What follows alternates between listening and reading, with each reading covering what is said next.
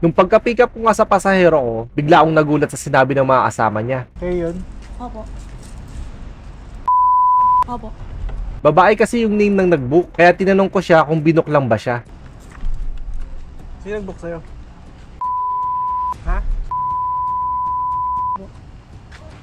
Nyo, kunin mo muna yung cellphone, saglit nyo. Tinatanong siya ng nanay niya kung saan siya pupunta at biglang may lumapit na lalaki at sinabing, Hindi na mamamakla ka siguro. Ang inilita didi mo, mamamakla ka. Mamamakla daw siya. Tatanong lang yun. Sa location nyo, kuya. Lapit lang eh. Lalaki. Oo po, siya yan. Oo. Ang Ano mo inilita ano? didi mo, Saan po siya yatid? mamamakla ka. Saan siya yatid? Tatalon, Project 1. Tatalon? Oh, Project 1. Tatalon! Sige na, oo. Sige na po, kuya, tara na. Oo, sige. Binok lang to eh. Book lang siya? Binok lang. Sino nag-book sa kanya?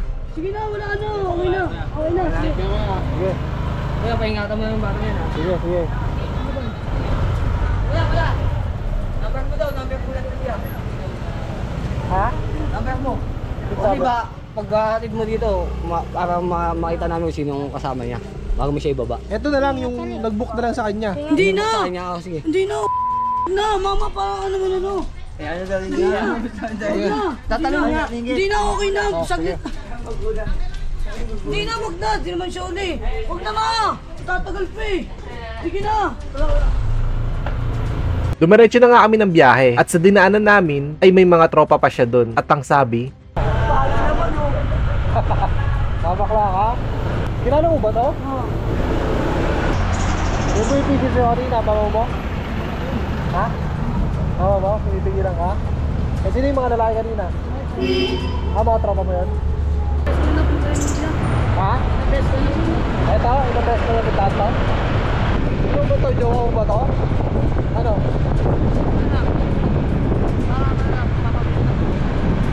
Sponsor pa lang? Bakla ba to?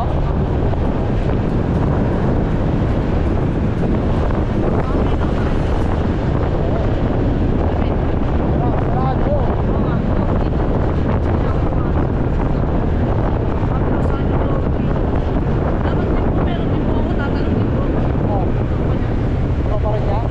Ano?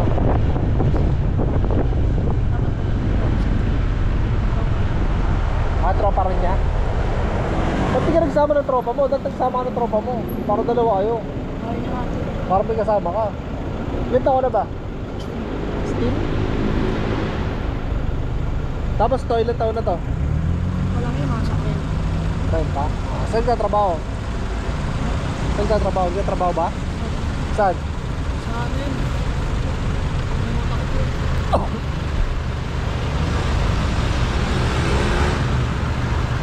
Madaling araw ka na pinapunta. tinanong ko nga siya dito kung bakit madaling araw na siya pinapunta. Dahil sa mga oras na to, kung hindi ako nagkakamali, ay alas 2 na ng madaling araw to. Sino kabayad na ito? Siya? Siya. Ah, nandun siya? Malayo ba yun? Malayo ito. 13 minutes pa tayo. Ano ba napunta na dito? Oo nga. Ano mo ba? Nakaraan, nagsama rin ako dyan. Nagsama rin ako dyan.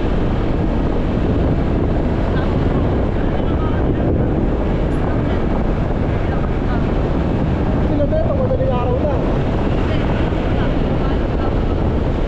Nakakain mo na ka lang? Ha? Kotse? Ah, sinusundo ka doon?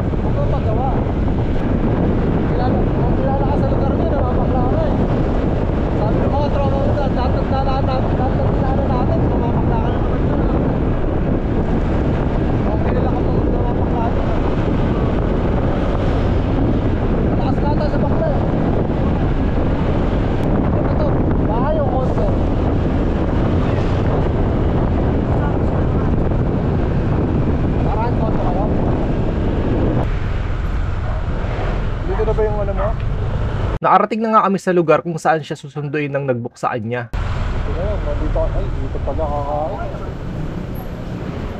Ito yan. Saan?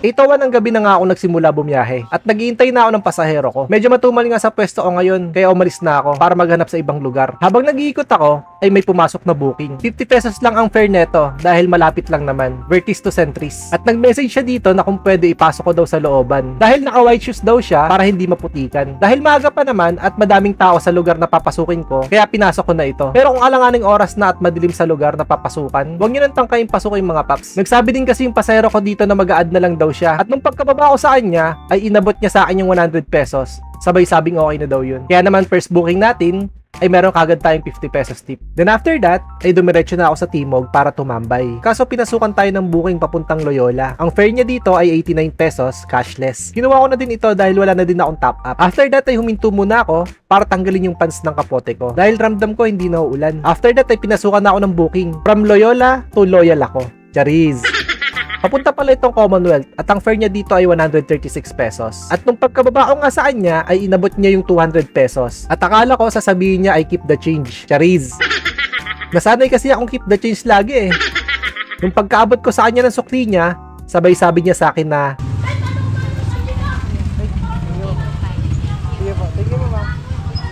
kaya pala hindi niya sinabing keep the change dahil Jollibee pa lang ibibigay niya sa akin. At sakto, kagabi pa ako hindi kumakain. After that ay nagpahinga muna ako at kinain ko na din yung binigay ni ma'am. Then after that ay pinasukan na ulit ako ng booking. 50 pesos lang ulit to dahil malapit lang. Parang labas lang ng subdivision nila to eh. Minsan nagiging tricycle talaga tayo pag ganito. Pagkababa ko nga sa kanya, ay may pumasok na booking ulit. Papuntang Holy Spirit at ang fare niya dito ay 77 pesos. Nung pagpasok nga namin sa subdivision, ay pinatanggal ng guard yung helmet ko. Dito ako nahahassle eh. Yung papatanggalin yung helmet, tapos bibitbitin mo na lang hanggang sa loob ng subdivision. Ang hirap lang mag-drive ng nasa siko mo yung helmet. Okay sana kung half face lang. Kaso naka full face helmet kasi ako. Since na may CCTV naman, at pinicture na rin yung ID ko, at nakita na din sa camera yung mukha natin, sana pwede na isuot yung helmet after makuha na ng camera. For safety na din, kahit nasa loob tayo ng subdivision, diba? Dahil na-stress nga ako sa pagtanggal ng helmet, nagkape muna ako. Chariz!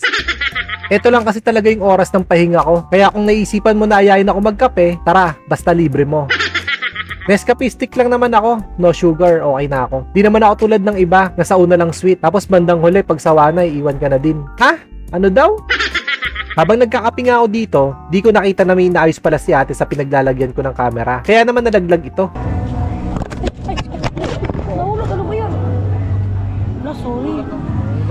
After that ay bumiyahe na ulit ako at nakakuha ulit ako ng booking. 79 pesos ang fare niya at papunta itong Novaliches. Then after that ay umuwi na din ako dahil hindi na din ako pinasukan ng booking. 3:39 ng madaling araw na nga ako nakauwi at bumili na din ako ng pasalubong kay Karen. Siya kasi nag-aasikaso sa akin bago ako bumiyahe at pagka-uwi ko. Kaya kung umabot ka hanggang dulo ng video na ito, maraming salamat. Hanggang sa muli, paalam!